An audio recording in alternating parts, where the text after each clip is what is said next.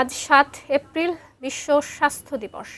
প্রান্তিক জনপদের স্বাস্থ্যসেবার কী অবস্থা সে খবর জানাতে রংপুরের গঙ্গাচড়া উপজেলার গজঘণ্টা ইউনিয়ন উপস্বাস্থ্য কেন্দ্র থেকে আরও জানিয়েছেন সহকর্মী শাহরিয়ার মিম।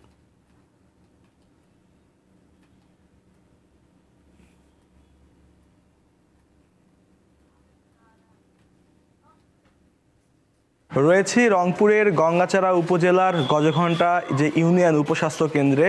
আজ বিশ্ব স্বাস্থ্য দিবস, সারা দেশে স্বাস্থ্য বিভাগের পক্ষ থেকে জাঁকজমকভাবে কিন্তু এই যে দিবসটি উদযাপন করা হচ্ছে। তবে আমরা প্রান্তিক পর্যায়ে এসে দেখতে পাচ্ছি অনেক প্রতিবন্ধকতা। আমরা এখানে যে ইউনিয়ন উপস্বাস্থ্য কেন্দ্রে রয়েছি, এখানে যে পরিমাণ জনবল থাকার কথা সেই জনবল নেই।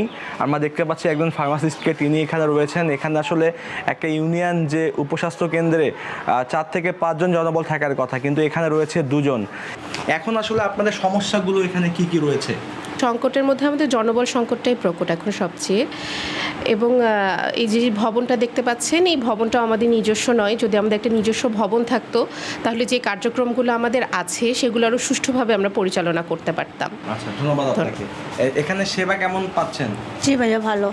আচ্ছা, যেমনটি শুনছিলেন যে এই যে ইউনিয়ন উপস্বাস্থ্য কেন্দ্রে এখানে কিন্তু নর্মাল ডেলিভারি দেওয়ার কথা, কিন্তু এখানে সেই অবকাঠামো নেই এবং সেই জনবলও নেই, যার কারণে একে দেওয়া সম্ভব হচ্ছে না। এখানে যে MLS তারাও কিন্তু এখানে নেই, এবং এছাড়াও কিন্তু যারা অন্যান্য যে মিডওয়াইফারি, এছাড়াও যে অন্যান্য যে জনবল থাকার কথা সেটি কিন্তু এখানে নেই।